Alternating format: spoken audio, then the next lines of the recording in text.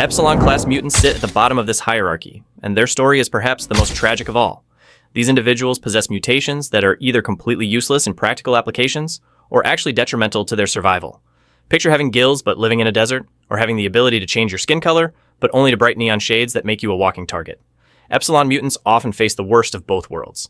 They're rejected by human society for being different while simultaneously dismissed by other mutants for being weak. But here's where it gets interesting. Some Epsilon mutants have found ways to weaponize their seemingly useless abilities. Take someone whose only power is producing an awful smell. Useless, right? Wrong. In the right circumstances, that ability could clear buildings, disable enemies, or even serve as a form of chemical warfare. The classification system often underestimates the creative potential of desperate individuals, and that oversight has led to some surprising victories for the underdog Epsilons. Moving up the ladder, we encounter Delta-class mutants, and this is where things start getting serious. Delta mutants possess abilities that are useful and potentially dangerous, but with significant limitations. Maybe they can only use their powers for a few minutes at a time, or their abilities only work under specific conditions, or they lack the fine control needed to be truly effective in combat situations. Consider a Delta mutant who can generate force fields, but only in a perfect sphere around themselves, with no ability to shape or manipulate the barrier. Useful for defense, sure, but limited in offensive applications and tactical flexibility.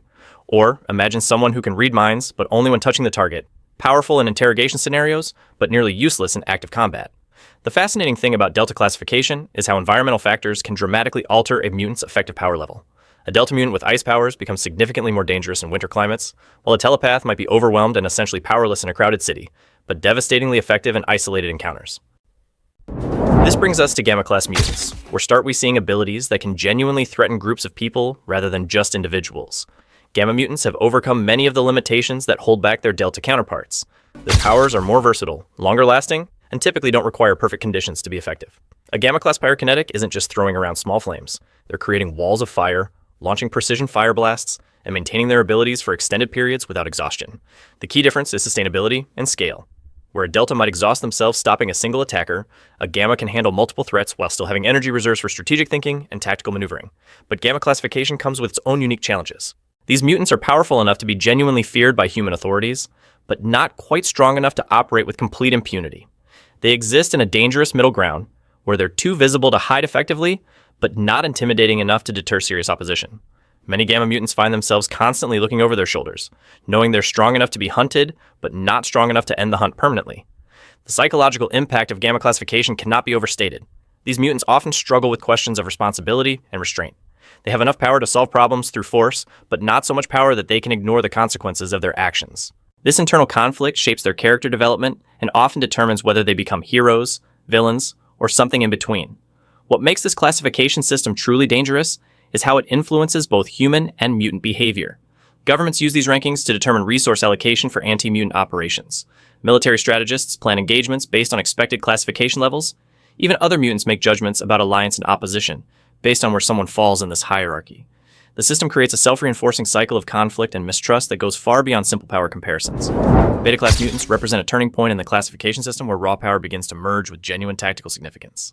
These individuals possess abilities that can influence entire battlefields, reshape local environments, or fundamentally alter the dynamics of any conflict they enter.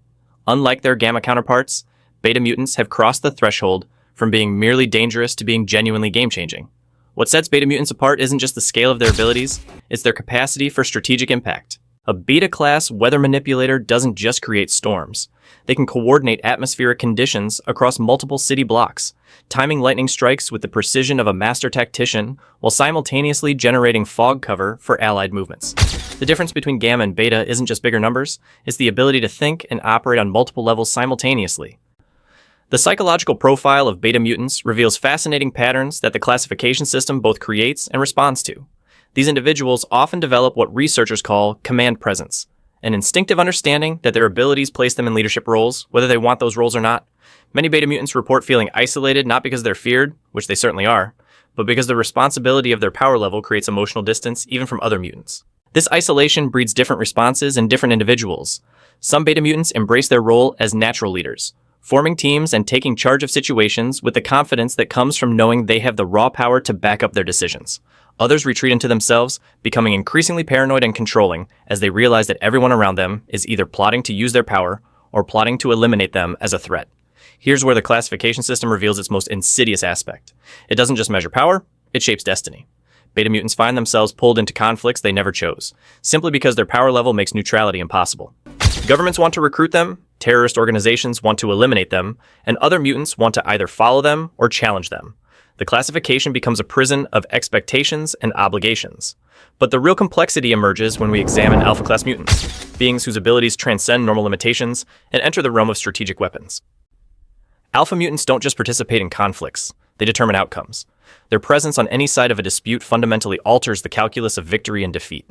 These are individuals whose powers operate on scales that challenge conventional military thinking.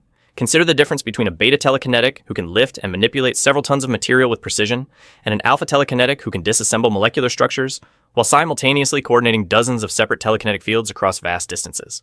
The alpha isn't just stronger, they're operating with a completely different understanding of what their abilities can accomplish. Alpha mutants face unique psychological pressures that the classification system barely acknowledges. The weight of knowing that your emotional state could determine the fate of thousands creates a burden that few human minds are equipped to handle. Many alpha mutants develop obsessive control mechanisms, not just over their powers, but over every aspect of their environment and relationships. They can't afford spontaneity when a moment of anger could level city blocks. The social dynamics surrounding alpha mutants become incredibly complex. Other mutants simultaneously revere and resent them, grateful for their protection, but resentful of their dominance. Humans view them as living weapons of mass destruction, making normal relationships essentially impossible. Even romantic connections become strategic considerations. Who can you trust when your powers make you a target for every intelligence agency and terrorist organization on the planet? What's particularly fascinating is how alpha classification affects moral development. When you possess the raw power to impose your will on massive scales, traditional ethical frameworks begin to break down. Why negotiate when you can simply overpower opposition? Why seek consensus when you can guarantee compliance? Many alpha mutants struggle with what philosophers call power corruption, not the gradual erosion of morals through political influence, but the fundamental challenge to ethical thinking that comes from having godlike capabilities. The classification system recognizes this moral hazard and responds with increased monitoring and threat assessment protocols. Alpha mutants aren't just tracked for their power levels, they're psychologically profiled, their emotional states monitored, their social connections analyzed for potential influence vectors. The system acknowledges that alpha mutants represent existential threats not just through malicious intent, but through emotional instability or moral confusion. This brings us to the most controversial and misunderstood category in the entire classification system: Omega-class mutants. These individuals exist beyond normal power scaling, possessing abilities that fundamentally challenge the laws of physics, reality, and existence itself. Omega mutants aren't just powerful, they're walking violations of natural order, beings whose very existence suggests that the boundaries between possible and impossible are far more fluid than anyone previously understood. The challenge of classifying Omega mutants lies in the fact that their abilities often transcend measurement entirely. How do you quantify the threat level of someone who can rewrite reality itself? How do you develop containment protocols for individuals who exist outside conventional spacetime? The classification system struggles with Omega mutants because they break the fundamental assumptions upon which all other categories are based. There you have it, the complete mutant classification system that governs every powered individual in the Marvel Universe.